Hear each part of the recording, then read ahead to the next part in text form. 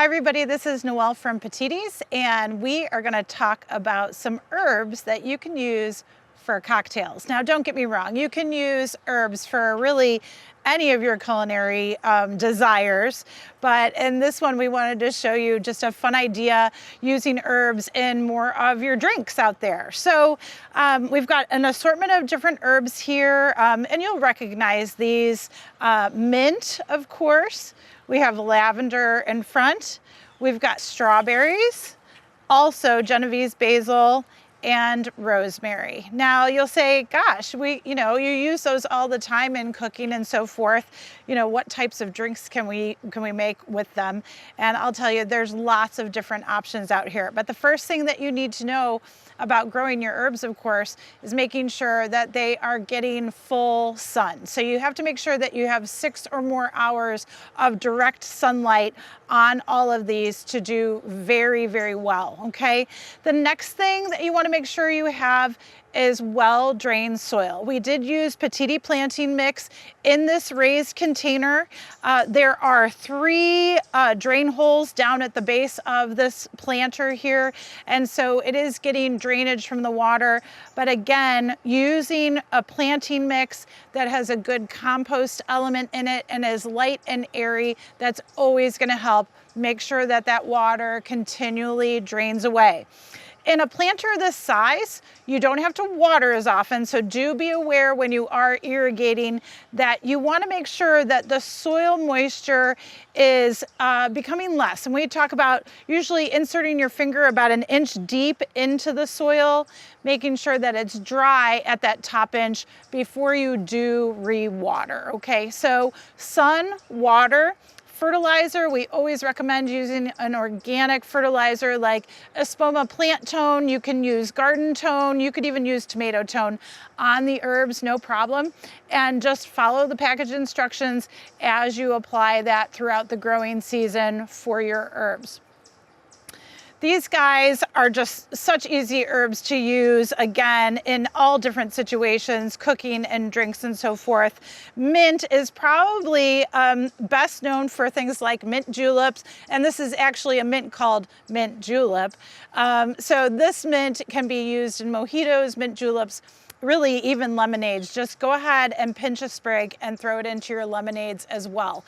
I will say with mints, and you may have heard this before, but the mint family travels. So we always recommend planting mints in containers for sure, because they really do have a very aggressive root system and will kind of move all throughout a garden bed. So if that's your desire, that's great, but just be aware that mints in general are pretty aggressive out there in the garden, and I think they make lovely container plants, and of course can be very, very hardy and can stay in that container for a long period of time, okay?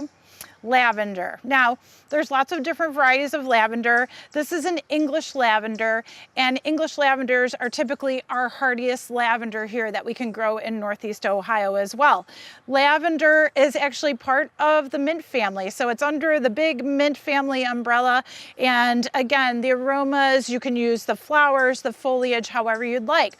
It's got a very strong smell, as you know, and it also has a very strong flavor. So we like it when you can mix it with things like lemonade, that's very, very tart, and then you get a little bit more of that lavender perfume aroma with the lemonade, and it looks gorgeous with lemonade, so try it. It's really, really great.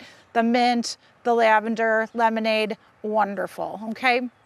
Strawberries, obviously we've got 3 strawberries here.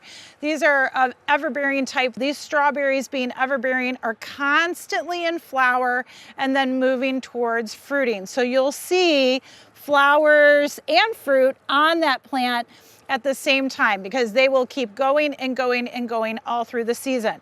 With strawberries, just make sure that you keep them clean and keep them fertilized. And they produce a lot of foliage, a lot of stolons, which are those trailing stems that are pushing out as well. So make sure that you do keep them clean. Take any detrital material and fall foliage off of them. I shouldn't say fall foliage, but dark brown foliage off of them. They are known to get botrytis. So if they stay too wet, you let that foliage kind of stay or remain on that plant, they can have some issues with crown rot and some other issues, okay? So keep an eye on them, but other than that, Deliz variety of strawberries will keep on producing for you all throughout the season. Now, these strawberries are not huge June-bearing strawberries. They're a smaller size, usually about a nickel size, maybe a little bit bigger, but they are super sweet, very, very tasty. So try those as well. This Genovese basil, as you can tell, this is one of our larger plants.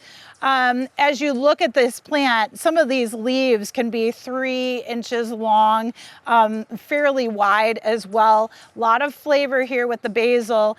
And of course, we have actually made a cocktail with the Genovese basil and then also the strawberries today. So I'm going to talk to you about that. But just remember, with basil, again, in the mint family. So underneath that big mint family umbrella, you want to make sure with basil that you're constantly pitching those flowers, okay?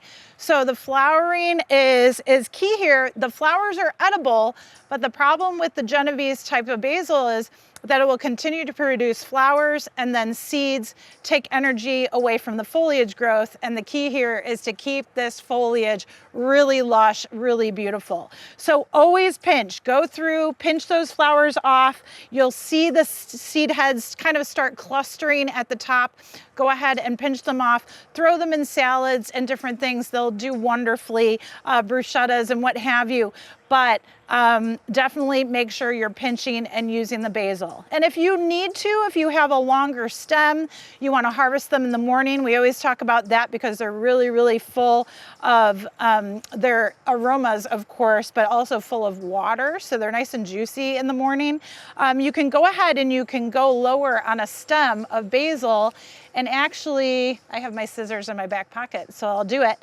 But when you cut basil, it's always great to grow because when you cut a longer stem of basil, you can actually take the cut stem and put it into a short little vase of water, just like a little bud vase, and this will root for you rather readily. It will stay really nice on the kitchen counter or kitchen window or what have you. And then you can actually harvest the basil from the stem and plant the stem when it roots into another container or right around your basil plant that you're growing. So just be aware, this plant's really, really easy, really great to propagate, and very useful. And when you're growing your own, it beats going to the grocery store and buying a little, package of basil for $5. So think about that as well. One other plant that I hadn't mentioned, and I do want to mention the rosemary. Rosemary is it's a great herb. It is very, very woody. We bring rosemary into different things too because, again, it gives you a lot of antioxidants, antifungal, antibacterial, but this plant as well gives you a little bit more if you will, like a little bit more memory help. So it's really good. It makes you aware. So try this again in all different types of drinks. So you could put this in iced teas, lemonades again. And also we found a recipe for a winter mojito that instead of the mint, they ended up using rosemary and muddling rosemary in that mojito. So that's kind of cool. Okay, let's talk about the basil and the strawberry. So really with this recipe, we have a strawberry basil cocktail, if you will. And so there's some lime in it as well. All you needed to do was harvest just a few of the basil leaves. So for each cocktail, you probably need about 4. So that's just the top set of leaves on basil. And then with strawberries, you're using usually about 2 of your strawberries, cut off the tops and go ahead and put them in the cocktail shaker with your basil leaves with some lime juice. So about a half of lime juice into the shaker. We'll show you footage of that. And then, of course, go ahead and muddle everything together, add some simple syrup, add some ice, and add some vodka, and then go ahead and enjoy. And of course, you can garnish with your lime, your strawberry, and then also your basil leaf. And oh my gosh, let's see how it tastes. Oh, it's delicious. So enjoy your cocktail herbs.